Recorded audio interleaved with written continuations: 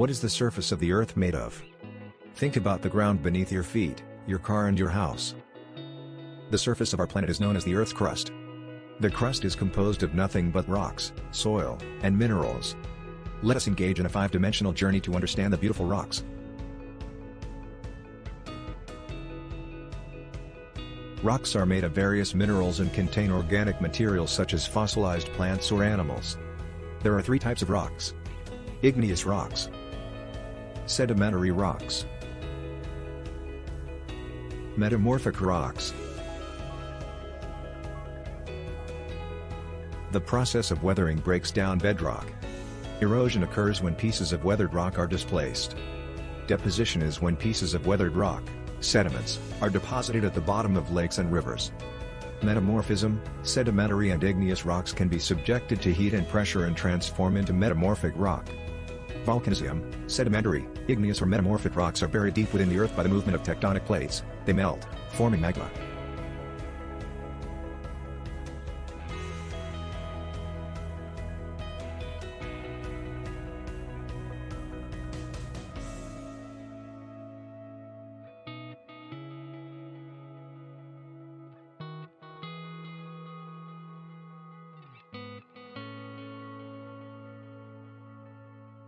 The action of the rock cycle is mimicked by the recycling process of plastic bottles.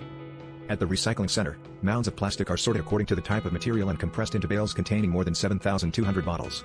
Magnets are used to collect metal that was mistakenly tossed into the plastic recycling containers. The pieces of plastic are then washed to remove sticky labels and dirt. Next, the bottles and caps are chopped into small flakes. Then, they get submerged in giant tanks of water where the lighter flakes float and the denser flakes sink to the bottom. The recyclers then separate the flakes by type, then wash and dry them. Some of the flakes are remelted into a liquid and transformed into thin spaghetti-like strands. The pellets are then used to make furniture, toothbrushes, cutting boards, playground equipment, carpeting and even clothes. The process of recycling water bottles involves a number of carefully calculated steps and efficient machinery. The cost of recycling plastic has fallen over the years, but it is still far from being considered efficient at solving the problem of accumulated plastic waste. Ironically, the recycling process itself may also have a negative impact on the environment.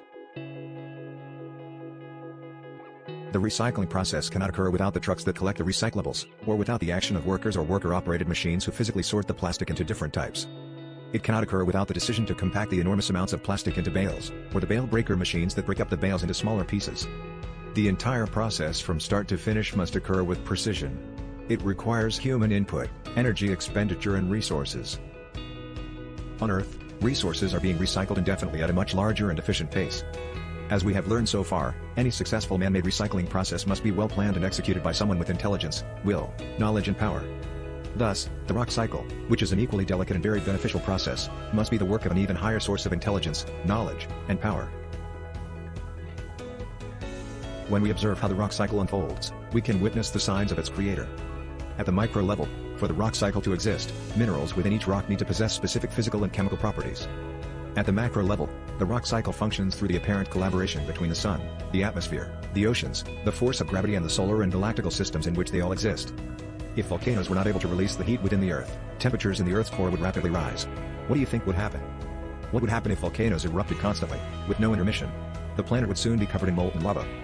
If rocks were not subjected to heat and pressure, we would not have access to useful building materials such as marble and slate. It is evident that the maker of rocks and the rock cycle is the maker of the universe.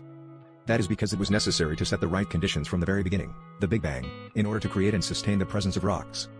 He must have sufficient knowledge and power to maintain the balance of the rock cycle by only allowing specific quantities of rocks to melt into liquid, to weather into sediment, or to metamorphose into other forms. The delicate and efficient system of the rock cycle shows that he is all-wise. The abundance of rocks and minerals shows that he is the most generous. If the rock cycle stopped functioning, could we mend it? Even if we were to bring the world's best experts on geology together, we would simply not be able to recreate the rock cycle.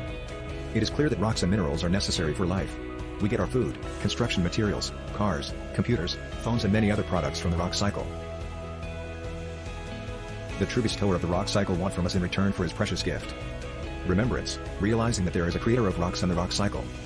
Reflection, thinking of the priceless, miraculous rocks and rock cycle gifts of our Creator's mercy. Gratitude, being thankful to the Creator for giving us rocks that shield life on the surface of the earth from the fiery center of the earth and deliver the various necessities of life. The unrelenting cycling of rock from one form to another is designed to occur because of the interplay between various environmental factors. It requires teamwork. By observing the rock cycle, we can learn about this important character trait. The metamorphosis of rocks from one form to other shows that under heat and pressure, beautiful forms are created. This teaches us a sense of hope for better outcomes, regardless of difficult circumstances.